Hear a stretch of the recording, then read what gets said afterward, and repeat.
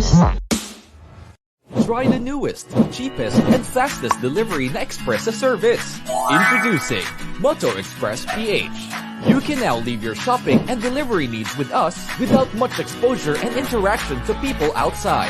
Mapa-grocery items, medicines, foods, and other essentials and halal-certified products, kami na ang mamimili at maghahatid sa'yo. Sinisigurado na ligtas, in good and quality condition ang mga pabili o orders sa delivery service na iyong i-avail. Para sa maayos at mabilis na delivery at order mo, ipamoto mo na. Download Moto Express PH app through Google Play that is built to deliver beyond your expectation. Tara na dito sa Moto Express. Dahil moto mo to.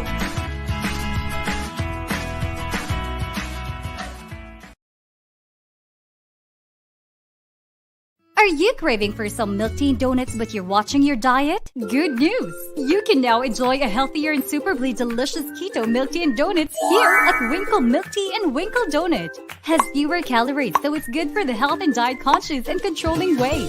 Why choose Winkle Milk Tea and Winkle Donut? The first halal certified milk Winkle Teas and Winkle Donut in the Philippines. The first healthy keto milk tea franchise in the Philippines.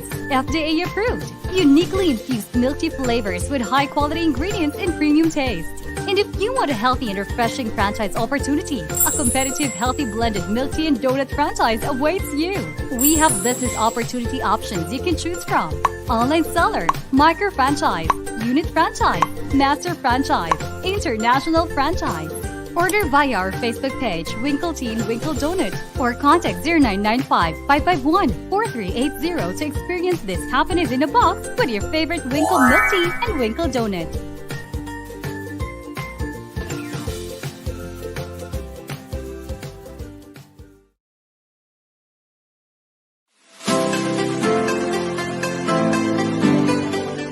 Hello everyone, today I'm going to teach you on how to register in our platform.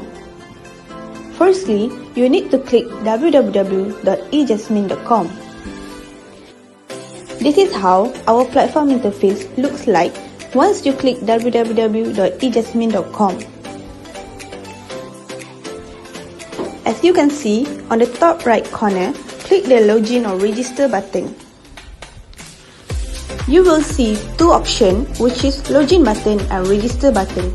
If you already have an account, just simply fill in your details. But if you does not have an account, click the register button and fill in your details requirement.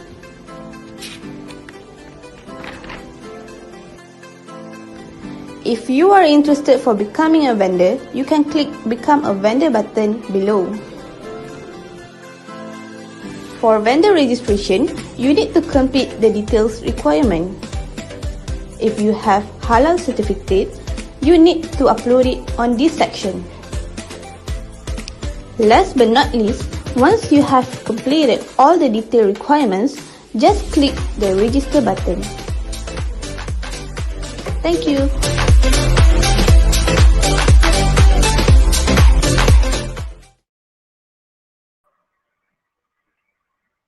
Okay, we're here again in Negozhow, and you're watching Negozhow, Pagkaka-PERAhan at Pag-ASENSO. And partner, ayan, I just want to ask my partner if andyan na siya, ayan, partner Quin. Ayan, exciting yung ating topic for today. But also, while waiting to my partner Quin, where are you watching right now? Please drop in the comment section, where are you watching right now? Hello, kamusta partner Quin? Hi, good afternoon. Hello. Nakakahalos magwa 1 week, magwa 1 month na tayo next week, right? Grabe, ang bilis ng panahon. 1 month na yun agad. And maraming naganap na and marami na na-improve sa ating segment right now. And of course, hindi pa rin kami magpapapigil. Marami pa rin kami mga surprises na mga topic. And of course, mga surprises soon na aabangan nyo sa ating weekly show na Negozhow. Nakaka-excite. So, partner King, excited ka ba sa topic natin right now about pagkakaperahan? Siyempre. Yes, actually, I heard na sobrang grabe talaga yung guest natin today. And hindi lang isa, kundi dalawa, no, partner? Dalawa yung mag-guest natin today. So, nakaka-excite kasi ang dami na naman natin matututunan and all. And of course, yung ano, ang I heard itong unang guest natin is nanalo na sa yung kumbaga yung initiative nila, nanalo sa isang innovation challenge, and Wow, of course really? malalaman natin siya Ang later. galing. Ayan. So, let's get to let's me introduce our guest speaker. Ayan. So, our guest speaker is Monsini A. Hinay, is the co-founder and team lead of Kids Who Farm, a Zamboanga City-based social startup and advocacy initiative which aims to inspire future farmers by educating the youth on the importance and value of food and farming and providing them a platform for security solution. He also co-founded the Kids Who Farm together with Rayana, his 11-year-old daughter. And of course, Kids Who Farm vision is to reverse the persistent trend of aging Filipino farmers by building the expertise youth in the agriculture and creating green jobs in incubation opportunities to engage them in the business of farming of to secure the future. And also, he Wow. also co-founded Hyperlocal Capital, a collaboration project of Kids Who Farm and the Golden Age Life Society, which is my organization, that aims to advance financial literacy and the creation of community savings clubs in the marginalized communities and sectors in the country for hyperlocal access to finance and savings mobilization. And also Munir sa undergraduate degree in business management cum laude from the Wow, Father cum laude. Saturnino Urios University, Butuan City. So let's welcome our guest tonight, Mr. Munir. And or you can also call him Monty, partner. Kaya habang Mr. Munir. napasok natin. Ang ganda ng name niya. Yan. Good afternoon. All the way from Zamboanga. Hi! How are you, Munir? Doing good, no? Good afternoon, everyone. Buenas tardes. Assalamualaikum. Ayan, so broadcasting live, no, from the Latin city of Asia, Zamboanga City. Wow. Okay, ay sige, Munir. So, sige, paki-share screen na lang ating partner Yeah, waiting team. for direct. Ayan. Okay. Okay, Ayun. Bro Munir, tungkol saan ba yung ating pag-uusapan right now? And of course, Ayun. feel free to introduce a brief background about yourself yung hindi ko nasabi kanina. Ayan, the floor is your partner. Yeah, before moving forward with my presentation, I'd just like to thank si Brother Boost Gio for this opportunity to be one of your guests dito sa program ninyo. And also, I'm happy to meet si partner Quin. So Yeah. Hi. thank you so much. I'm glad to be here on this wonderful Sunday afternoon. So nakakatuwa naman no na nandito kami sa down south, no, in Mindanao, and napapanood tayo sa buong Pilipinas at sa buong mundo. Ayan. I guess wala na, bro. Nasabi mo na lahat. So, thank you so much Okay, for so that introduction.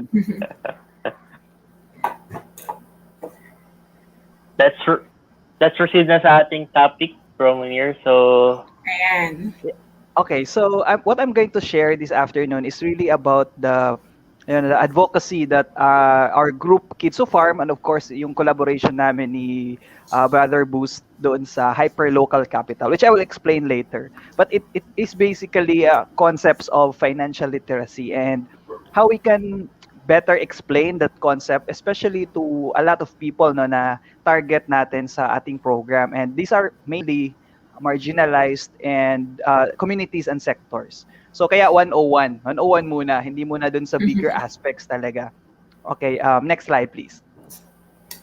So the objective, as mentioned, is to provide and easy to understand concepts no, on the prudent use of funds, or what we call fund utilization, and of course savings. The second one is to provide you a brief explanation of our program called Hyperlocal Capital Community Savings Club, its concepts and mechanisms. Ayan. Next slide. Ayan. So basically, what I will share this afternoon is very straightforward, no? Very, sabi pa nga nila, no-brainer, no? Parang alam naman natin, hindi lang natin pina-practice. So it's basically managing your personal wealth and of course the importance of savings, no? And of course, I would like also to emphasize that beyond financial wealth, of course, we need to also manage a lot of wealth that we have, no? Yung ating health. Health is wealth, especially in the time of pandemic. So kailangan din nating alagaan yon. But since ang Yeah. focus ng talk na to is about finance, no, focus muna tayo dun sa tinatawag nilang kaperahan or yung mga mga financial resources. Ayan, next slide please. Okay, pangbungad muna, no. Hindi na ako magpapaligoy-ligoy pa. Gusto kong itanong sa inyo, paano ba maging mahirap para at least alam na natin kung saan anong patutununguhan natin, no? So in a way, it's quite a, sort of parang reverse psychology. But essentially, I would like to emphasize kasi these are the often forgotten na mga things, pero very important and very practical. And marami naman sa atin nakakaalam kung ano talaga yung dahilan kung bakit tayo naghihirap or yung tinatawag nila dead broke, no? So I'm going to provide like very basic 4 reasons or effective ways paano tayo maging mahirap financially, no? Yan. So, next slide. So, number 1, of course, is don't save. Huwag kang mag-save. Hindi tayo yayaman, promise. Kasi, pag nag-save tayo, magkakaroon tayong pera eh. So, importante, gusto mong maging mahirap financially, huwag kang mag-save. Pero kung gusto mong yumaman or gusto mong magkaroon ng financial resources, mag-save ka. And it's very important to note na pagdating sa savings, tayong mga Pilipino, yung lowest in Asia, no? Pagdating doon sa mga Filipino na actually nagsisave. So sabi nung data, 1 out of 4 Filipinos actually save. Second is that we are accessing, balik muna. We are accessing financial resources or capital kung meron tayong mga pangailangan sa negosyo or sa personal, sa mga tinatawag nating loan sharks, no, or loan or credit sharks. So these are informal lenders na nakaka-access naman din tayo pero hindi nga siya part ng formal system at madalas tayo ay na-charge ng napakamalaki, napaka-usurious na mga service charges or interest rates. And then yung pangatlo, ito din yung masaklap talaga. A country like the Philippines, which is very vulnerable to a lot of natural calamities or disaster, extreme weather events, wala tayong fallback, no? So 75% of Filipinos scramble for money during emergencies. So yun din yung reality talaga na walang nasiset aside for the rainy days. Kaya ang sagot dito, dapat mag-save talaga, no? So yun yung number 1. So next. Okay, how to be poor. Okay, don't invest. Ayan, kung gusto nating maging dead broke, huwag tayong mag-invest. Kung may pera tayo, gastusin lang natin na hindi tayo nag-iisip sa future. Pero kung gusto nating umunlad financially, of course, mag-i-invest tayo. Ang katotohanan, very few of people actually invest in stock market or mutual funds, no? Although ang stock market hindi naman para sa lahat, pero yung mutual funds is something that people can also look into. Pero ang reality ay hindi naman talaga lahat. 1%, no? Less than 1% nga, no? Invest in stock market and mutual funds. And then, bank statistics, no? 0.5% average bank savings deposit interest rate. So, ang sinasabi dito, there's an opportunity to invest in a lot of, parang windows, no? Banks, mutual funds, stock market, and so on. And of course, last is that a lot of our retirables, yung mga nanay, mga tatay natin na nag-retire na, they rely solely doon sa kanilang pension na nare-receive sa, kung government ka sa SSS or kung private ka sa GSIS. At wala ng iba. And the reality is, especially for the aging population na very vulnerable na, lumalabas na yung mga sakit, yung mga lahat ng mga karamdaman, I guess mas malaki yung pangailangan financially to sustain medication, to sustain other expenses na related doon sa health and maintenance ng kanilang kalusugan. So, importante mag-invest kasi kahit hindi doon sa complicated systems, kahit lang sa mutual funds or sa yung easy share ko later, magkakaroon ka pa rin ng at least money that you can set aside, no, for future use or for future needs, no. Kaya how to be poor, don't invest. How to be rich, you invest. Okay, so that's number 2. So number 3. Yeah, before we Yeah. proceed, bro, when you're sa number 3, of course, we love to know sa mga viewers natin na mga nandyan, F partner, kung andyan pa ba sila. So please drop in the comment section, #save if you're watching live, and sa mga manonood naman ng replay, #invest. And please share this Facebook Live and please give us a heart react in this FB Live. Okay, Romanir? Yun. Ayan, so #save, #invest. Ayan. So, sige, tuloy natin yung ating learning session. So, number 3, how to be poor, wrong business. No, so maling negosyo. So, we all know that business or entrepreneurship is not for everyone. That's the reality. Pero in case you want to venture into business, of course, kailangan mo din siyang aralin. Hindi naman pwedeng nag-open yung kapitbahay mo ng sari-sari store, mag-o-open ka din ng sari-sari store, di ba? Kasi alam naman din natin, ang katotohanan na ang negosyo ay pretty much complicated just like any other venture, no? And more complicated kung yung capital na ginagamit mo ay from your life savings or inutang mo, kailangan mo bayaran. So, it's very important that if you want to venture into business, yung sinasabi nilang lean startup approach, the sooner you fail, the better for you. Kasi the sooner you figure out that your business idea will not really work, the sooner you will save you from a lot of problems, no, financially and other problems. So, fail fast, fail small. Ang reality is that 50% of small businesses close down, no, in a matter of 5 years kasi hindi na sustain yung negosyo.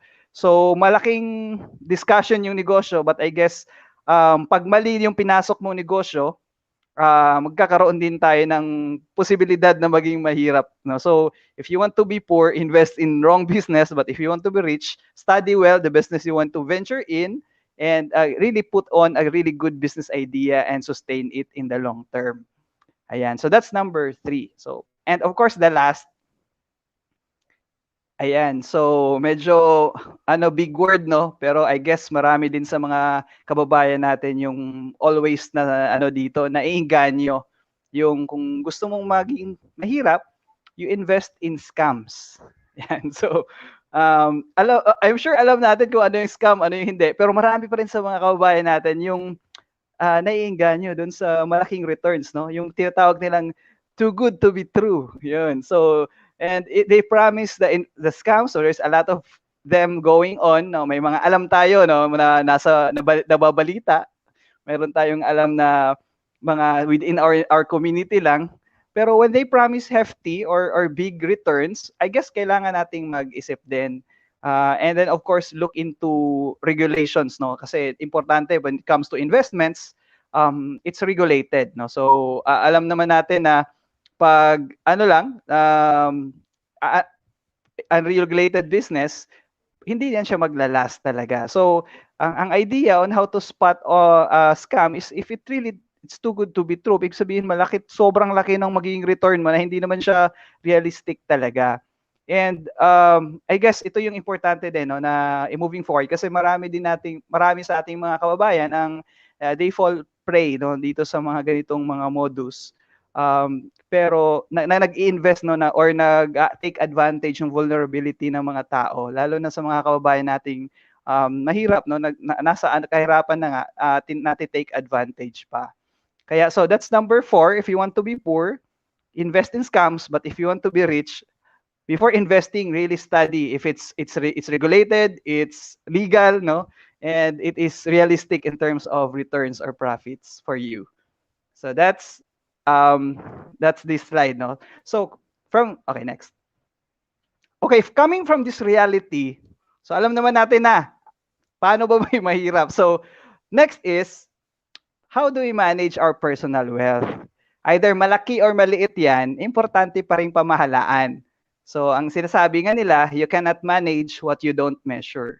So whether it's small or big, or may million ka, or 1,000, or 100 pesos, importante i-manage pa rin natin yon. Kaya next slide.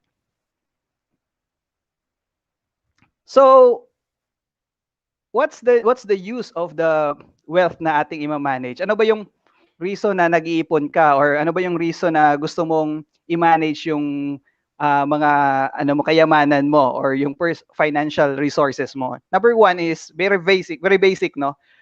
For typical Filipino is of course our social protection. We want to be insured ba pagdating sa mga mangyayari sa atin personally, sa family, no? So we invest in that one for social protection. Second is for retirement benefits. So the reason naman nagbabayad tayo ng SSS or GSIS is because we want to have a money na pwedeng makuha natin when time comes na hindi na tayo magtatrabaho. So that's basically the concept of saving for the future, no? So, and then number 3, of course, yung mga personal plans and dreams mo, or not just for yourself, but I guess for your family. So like for example, nag-iipon ka because you want to build a house, or you want to buy a car, or for those na wala pang family, like nag-iipon tayo pambiling cellphone, or pang travel pag okay na yung wala ng COVID, no? So yung mga savings natin ngayon, binubook na natin ng mga piso fare para by the time na okay na yung biyahe, di ba? Marami tayong pupuntahang lugar. So these are like basic lang, no? Top 3. And there's a lot of reasons pa, no? Why we really need to manage our personal wealth. Okay, so next slide. Okay, so next question is, why do we start managing our personal wealth? So, bakit natin siya kailangan simulan na, no, pagmamanage ng wealth natin? Next slide. Ayan. Kasi, pagdating sa management of financial resources or personal wealth, kailangan nating maintindihan yung dalawang basic concept na to. So, it's really about managing cash flows. I guess si Brother Boost G would agree, no, na yung personal wealth management or personal finance is about managing your cash flow. Ano ba yung cash flow? Ano yung pumapasok na pera at ano yung lumalabas na pera? So, cash, no? Pag sinabi natin cash, dapat pera talaga. So, ayan. So, may dalawang konsepto, no? Yung cash inflow, which is about anything that will enter your pockets or your account or savings account. And then cash outflow, anything that will go out of your pocket, no? And basically, yung cash inflow is pwedeng kita or income.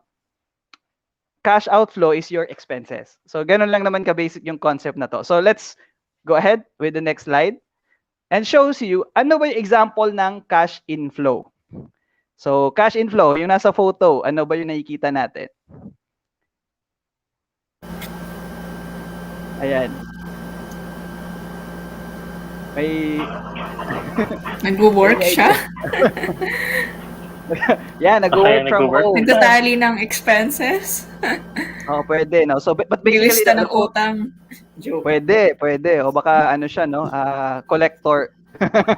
So, ito ay, so number 1 is of course if you're employed, no? So, either you're working from home, working sa office, or saan pa man, one source of your inflow is your sweldo, your salary from your employment. So that's number 1. Next slide. Ayan, yung mga nanay namin. Nagbebenta. Ayan. Food. Nagbebenta ng, yung masarap yung kanyang, ang binibenta nila ay Spanish bread yan. Nakatingin ako sa tinapay eh. Oo nga eh. Naggutom ka, partner. May kape ako dito. Tinapay na lang yung kulang, no? But ito, pagbibenta or yung pagninegosyo, either it's a sari-sari store or yung malakihang negosyo, but yung nagva-value adding ka or nagte-trading ka, basically that's a source of income because you will derive kita, no? Or profit from selling or trading commodities, no? Yan. So selling products or trading commodities. Yan. So next slide. Ayan bro, ano yan? Tricycle? Pamamasada. Ayan. No. Pamamasada, yeah. Namamasada. So basically, ito din ay a form of service business, no? Yung mga tinatawag nating self-employed, yung mga nagmamaneho ng tricycle, jeep, basta sa kanila yung kanilang sa kanila yung ano, yung sasakyan, you're into service type of business. So providing services for the people and you earn income from the fees sa bayad no sa pagbigay mo ng serbisyo. So hindi lang naman 'yun sa ano no sa pamamasada but any form of service business can provide you an income or kita or cash inflow. Okay, next slide. Yan. Pagtatanim. Hydroponics, something to. Ayan. So medyo hydroponics lang finiture ko pero Yeah. technically farming naman din 'yan. Hindi lang 'yung nagbubungkal sa lupa no, pero kasi medyo kids who farm kami kaya medyo urban agriculture technology 'yung finiture namin dito. But this slide shows you na you can earn also your cash flow or cash inflow from your farming activities, no? Yung farming or fishing. Yan, yung dalawa na yan kasi magkasama yan eh. So either it's farming doon sa lupa, sa sakahan mo, or farming dito sa urban na nasa container lang or sa hydroponics, but essentially it's food production. So either it's a fish pond operation, aquaculture, or nangingisda ka sa laot, it's basically fishing, no? So that's farming and fishing as a business. So that will provide you also your kita and your inflow.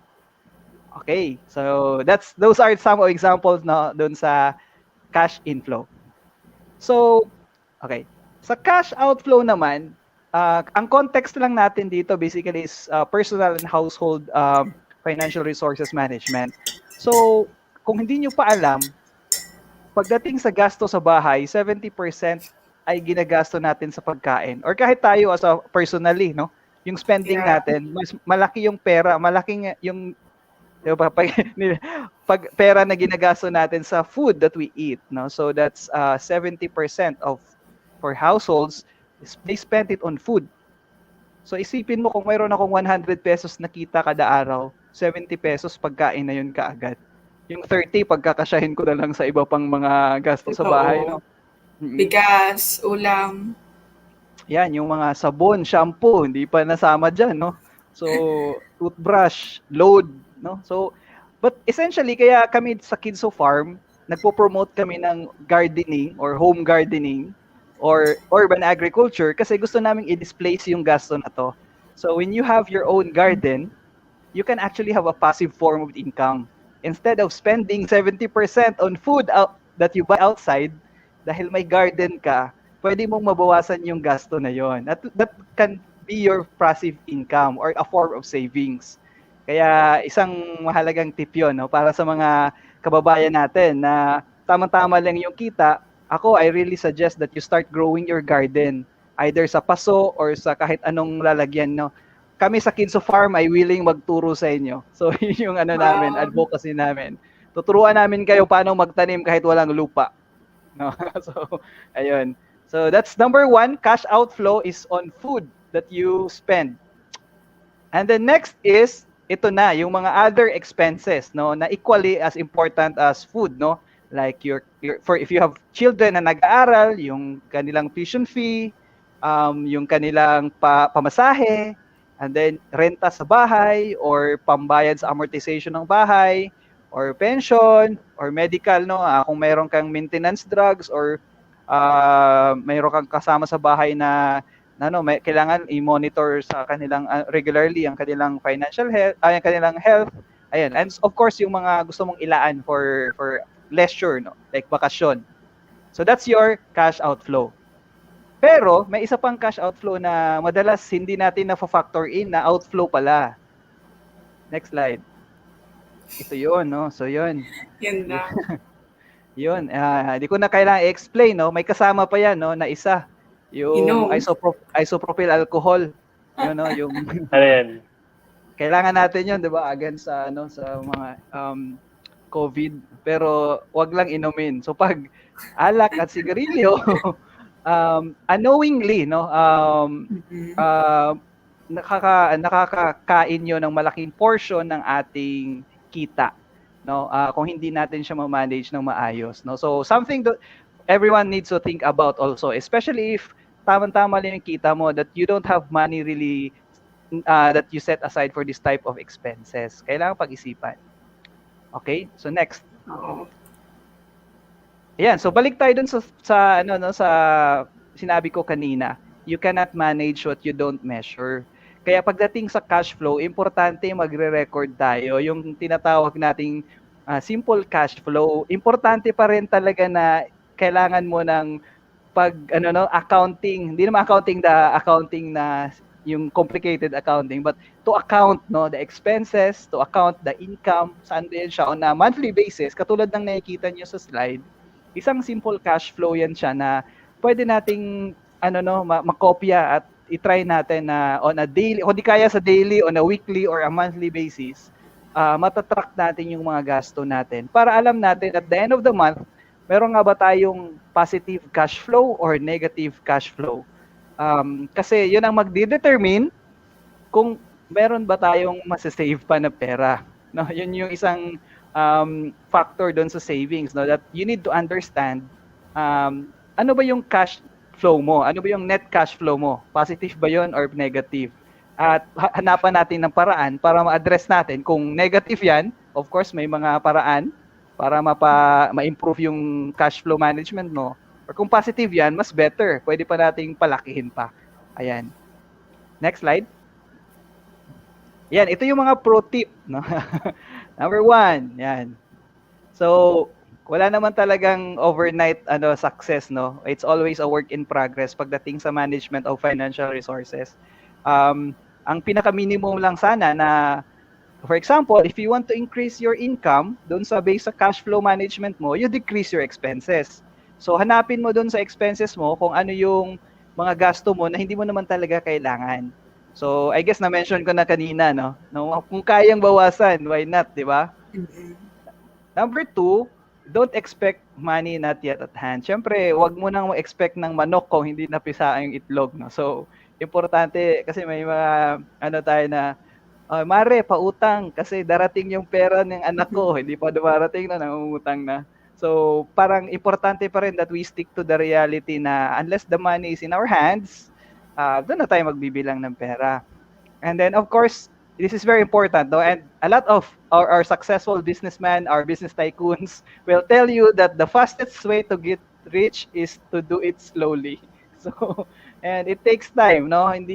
Kaya nga kung bukas maging milyonaryo ka na, medyo problematic din 'yon kasi hindi mo na master sa sarili mo yung process of really saving the money, managing money very well. So importante that it's a learning process na yung pag-improve ng ating financial position, yung ating financial management is a work in progress. Every day ating inaaral yan, ating pina-practice, no? So you practice on a day-to-day basis doon sa pag-save mo, yung sa pagmamanage ng financial resources mo. And then yung last, what makes us rich is by saving and investing. So, saving. So, dalawa to ha. Saving and investing. Kasi doon sa first two natin, doon sa how to be poor is don't save, don't invest. So, this one is that you save and also you invest. Okay, so next. So, let's talk about savings. So, ano nga ba yung concept ng savings? No? So, basically, alam naman natin yung pag-iimpok sa Tagalog ng savings. No? Sa Bisaya, no? Ano ba ito? Bisaya ng pag-save? Sino nakakalam, pwedeng maglagay doon sa chat box. No? Ang savings is a preservation of money for future use. Future use might include goods, capital, emergencies, and other miscellaneous expenses. So yun yung concept ng saving. It's really for the future. So like tayo na nagtatrabaho sa sa conservation, pinopromote natin save Mother Earth, yun, save our planet. Why we are saving our planet? Because we want the future generations to benefit from it.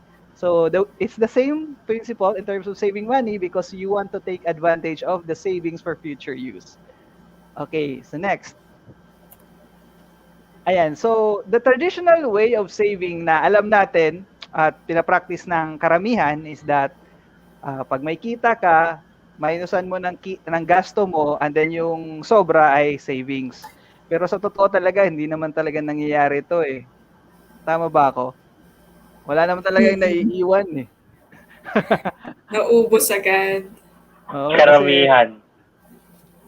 Kahit ako, ganito din yung practice ko before. So, Dati? Yeah.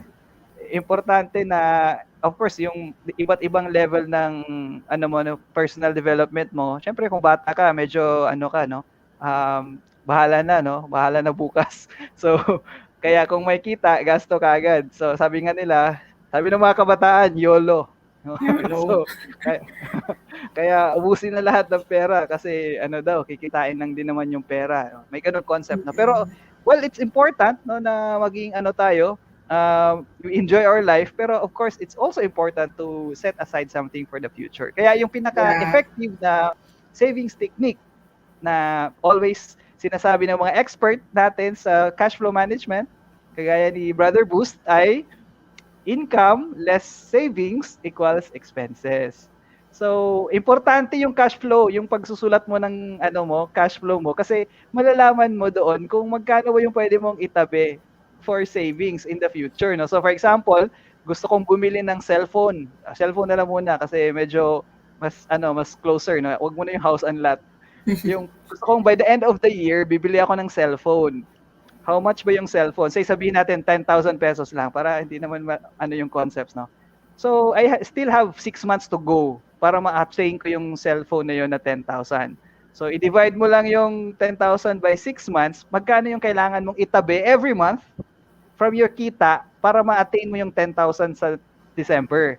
So, ang gagawin mo from your kita, isiguraduhin mo munang itabi yung nakaalat na budget mo sa cellphone bago mo kunin yung sobra for the expenses para makuha mo talaga for sure yung plano mong bilhin na cellphone, hindi yung bawas muna yung gasto and then kung ano yung sobra para hindi pa ano aabot yung December, hindi mo pa mabubuo yung 10,000 kung ganun yung approach. But if this one, income less savings equals expenses, you can actually do save, no, and create a really good savings for the future use, no. So yan ang ating concept ng savings. So ang next question is, okay, so sinunod ko yun, yung process na yun, no, yung income less savings equals expenses. Saan ko ilalagay yung savings ko? Kasi nakapagtabi ako every month. Good point. Yes. Bro Munir, before we proceed sa ating pinaka-hyperlocal or our concept, I just want to shout out Kevin. Ayan, dami na niyang comments sa ating FB Live. So Hi, thank you, Kevin. And Kevin, can you tag friends? Ayan, baka para marami naman tayong ma-reach and please share this Facebook Live. And of course, sa mga nanonood dyan sa live man or replay, please drop in the comment section your favorite emoji para naman mas maging engaging at ganahan nating guest speaker and mga host. Para ramdam namin yung energy nyo. So, ayan, feel free to continue, Bro Munir. Ayan, thank you so much, Kevin. Ayan, shout out. Shout out din ako sa mga mga partner namin ng mga schools dito sa Zamboanga kasi meron kami partner schools dito from public schools, no, na kinonvert namin yung kanilang mga gulayan sa paaralan into a school micro farm. It's a sustainable farm na produces food for the community. Ayan, sabi ni Kevin, Tigom. Oh, Tigom. Thank you, Kevin, for ano ba yun, bro? Ano ba yun? That's the Bisaya for savings, Tigom. Tigom. Yan. So, yeah. Okay, nawala lang sa isip ko, pero tama yun, no? Tigom. Magtigom, no? Yan. Magtigom is to save. Tigom is save. No? So, yan. Okay, so let's proceed, no? Nasabi ko kanina, kung nagawa mo nga yung tamang pag-save, no, na paraan, which is yung income less expenses, income less savings equal expenses, saan mo ilalagay yung pera mo? So, ano yung paglalagakan mo ng pera mo? A lot of our fellow Filipinos actually will say na pwedeng mag-deposit sa bangko. Yan. So, yun ang number one, no? Commonly. Kasi lalo na tayo nagtatrabaho, naka-payroll naman tayo eh. So, may bank account talaga tayo. Pero ang reality is hindi lahat ng ating kababayan ay bank, no? Marami pa rin yung unbank, no? So, ibig sabihin wala silang access to formal financial facilities, no, na pwede nilang doon i-impok yung kanilang pera. Marami pa rin ang nag-iipon sa piggy bank or yung sa mga alkansya or nakalagay lang sa poste ng kanilang bahay yung pera just in case kukunin lang nila pag ano, or yung mga nagtatawag dito, nagpipiso challenge, no? Nilalagay sa mga drum yung pera, no? Pagka Oo. Disyembre o open, no? Which is good naman din talaga.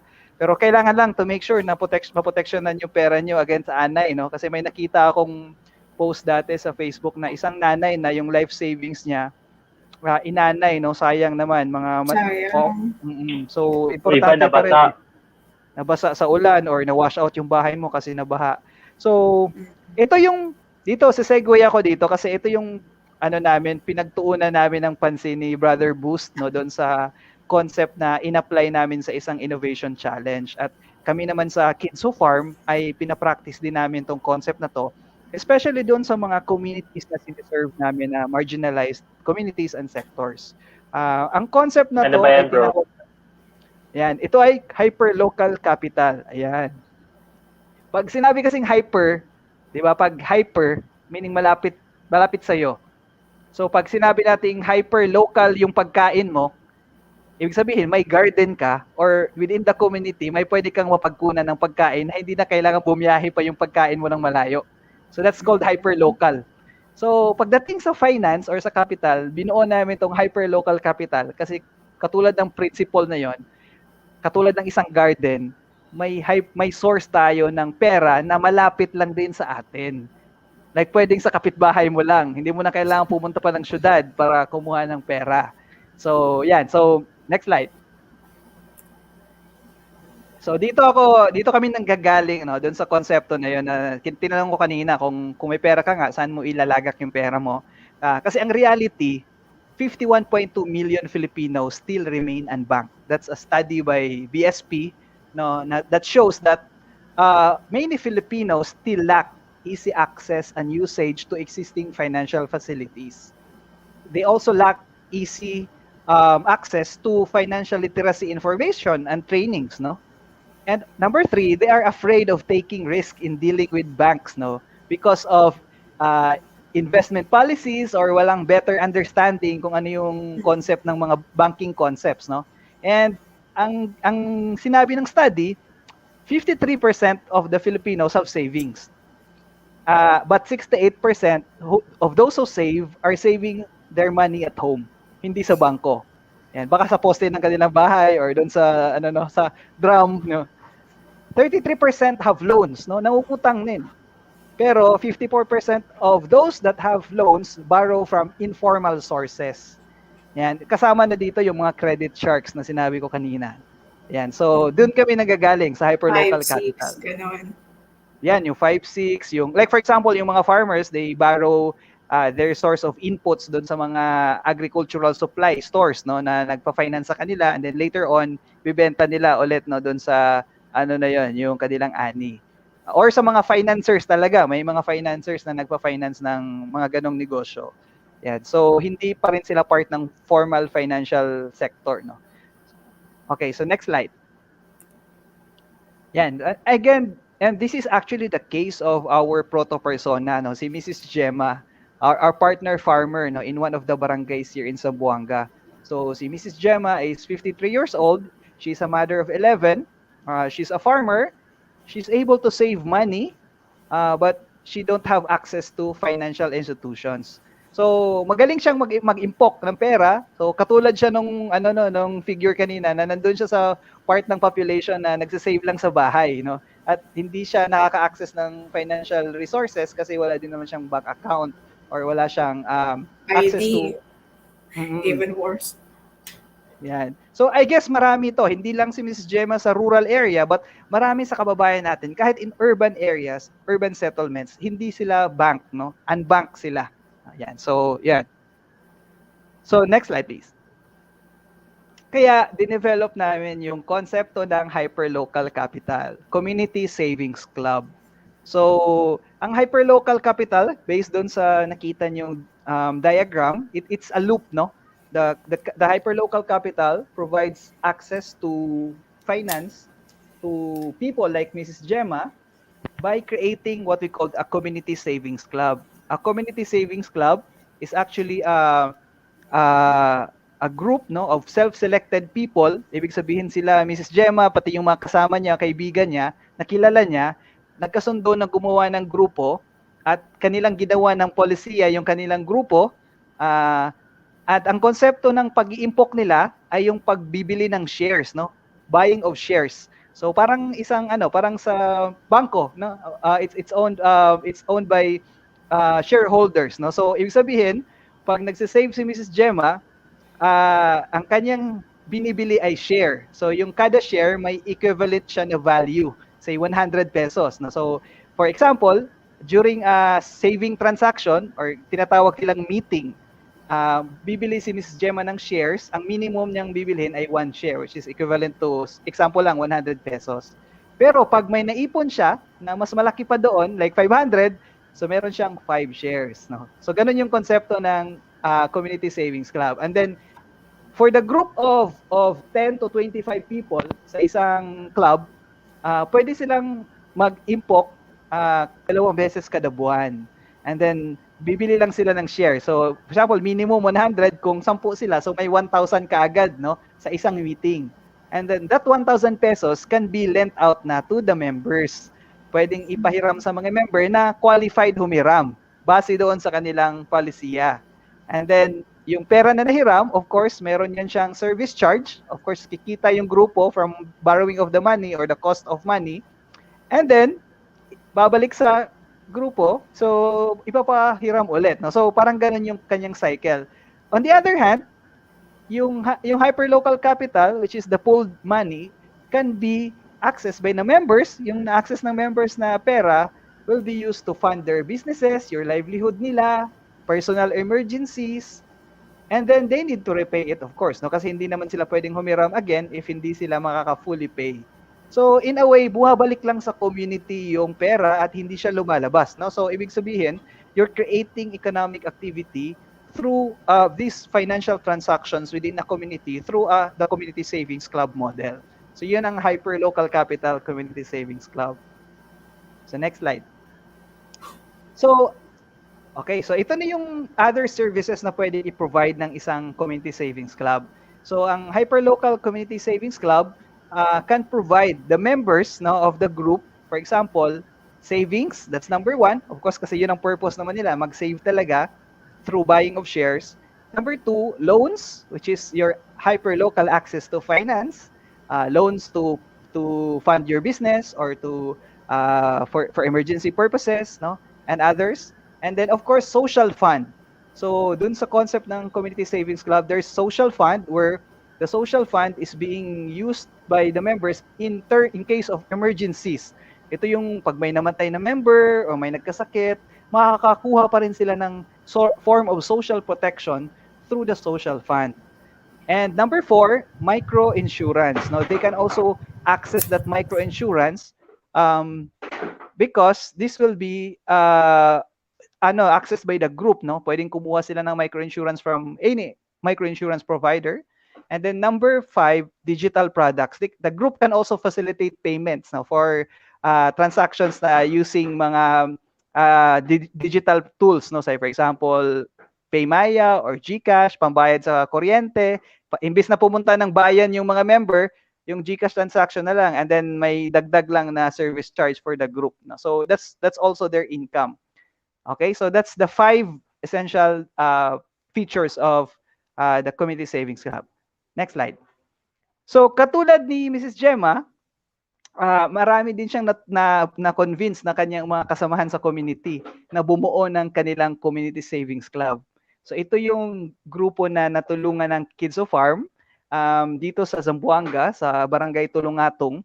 Ang kanilang grupo ay tinawag nilang Association of Tulungatong Innovative Women Agripreneurs or ATIWA Community Savings Club. No? So they started last year with a group of 9 people, and then this year, sa next cycle nila ay naging 19 na sila. No? So nakapag-ipon yung community ng pinaka-latest nga nila ngayon, hindi na 145 eh. Umabot na sila ngayon sa 160 plus, no, na pera na na-access ng bawat member. And then kumita na rin yung pera na yon kasi meron silang service charge, no? Parang concept ng interest rate for the use of money. And then yung savings, yung social fund nila, yan, umabot na rin siya sa mahigit na 10,000 pesos. So, pero ang kahalagahan dito, yung grupo nila is very solid, no? Mayroon silang policies talaga. And yun ang ginagawa namin sa Hyperlocal Capital, yung pag-facilitate ng mga trainings para ma-build namin yung expertise nila. And speaking of training, yung next slide, please. Ito yung process ng technology transfer doon sa Hyperlocal Capital. No, you provide first the organizing the community savings lab. Yung grupo ino-organize muna, no, like sa case namin diyan sa Luzon, meron kaming upcoming ni na Brother Boost na training, no, to a group of nanays, no, with our partner organization, para i-train din sila sa konsepto na to. And then after the organizing part, no, ang next would be the financial literacy training. Katulad ng sinabi na share ko sa inyo ngayon. Part na to ng financial literacy namin na program. And then of course, technology transfer ng community savings club, mechanisms, policies, no, and bylaws. And then second is that they already create the policy, no, yung kanilang bylaws and constitution, and they start to simulate the process na of saving, yung transaction na ginagawa nila on a monthly basis. And then of course, continued operation ng kanilang community savings club, and then where members can access na hyperlocal capital and to use, like for si Ma'am Gemma, may capital na siya pang pang production niya ng lettuce, ng kanilang mga iba pang agri products, no? And then syempre kailangan niya bayaran 'yon. So binabayaran niya 'yon on a per transaction nila.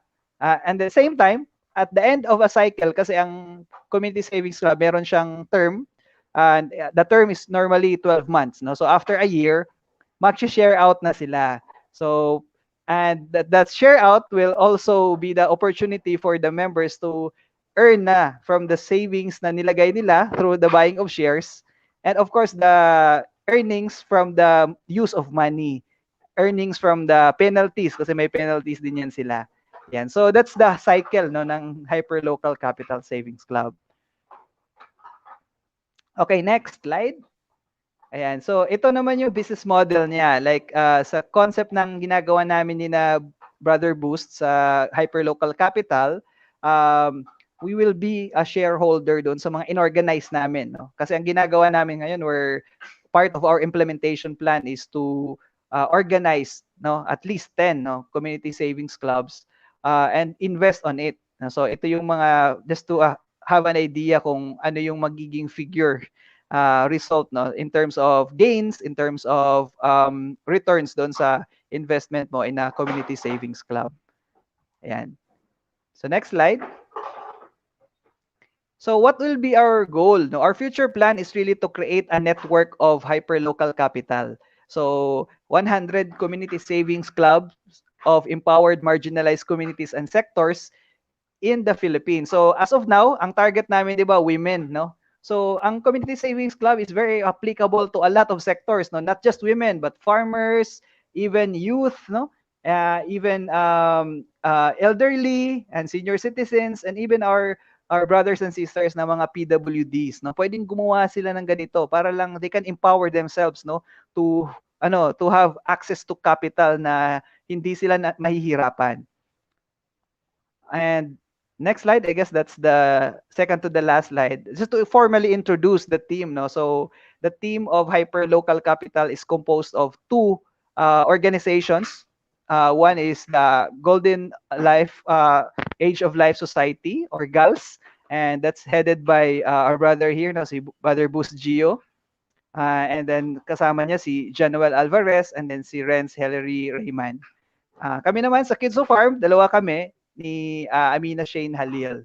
So ito yung collaboration project namin. And I guess sa last slide, we're looking for community partners, no, organizations who would like to learn from this model.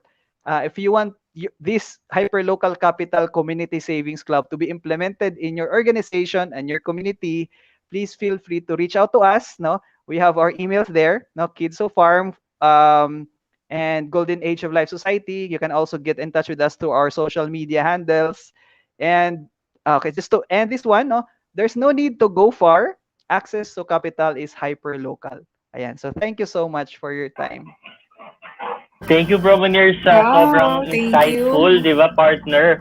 So, guys, sa mga nanonood dyan sa atin, feel free to drop in the comment section yung question nyo and we will answer it right now. Or if ever, we're down to our next segment na. Brother Munir, thank you for your time and thank you for introducing Community Savings Lab. So, if ever may mga tanong, sasagutin na lang nating part ni Bro Munir sa comment section. Of course, thank you for your time, Bro Munir. So, while waiting to our next guest, ayan, habang Thank you papasok so siya. much, Thank you, Bro Brother Munir. Gus. Thank Thank you, you. Kin, for the time. Yeah. Yeah, congratulations sa ang galing ng program na to. And See you around, Bro Munir. Ayan, usap na bye. See tayo you. Yeah, offline. Bye. kwentuhan ulit tayo next time. Pag mas mahaba na yung oras Yes. natin. Yes. Ayan, so hintayin na natin lumabas si Nika. Ayan, hello Nika, we're excited to talk to you. Ayan. How are you, Nika? Ayan. Ay, nakabit Hello, yan. hello. I'm fine, I'm fine. Hi! PUP! Hello po. PUP rin Yes. ako. Yeah, sabi Ay, ko fellow pamilya namin East na eh. Ayan, and of course, ang PUP sa akin, malapit na lalo ngayong taon kasi since January 2021, lagi ako official media partners or speakers sa PUP sa iba't ibang colleges organization ng PUP. So, Ika, can you introduce yourself? Ano yung position mo sa JPIA?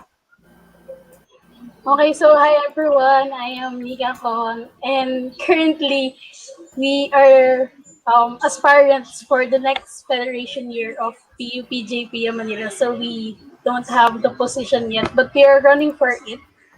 I'm running for the position of Secretary General. Wow. Nice. So, can you introduce us with your organization, PUP-JPIA? Ano bang organization ito?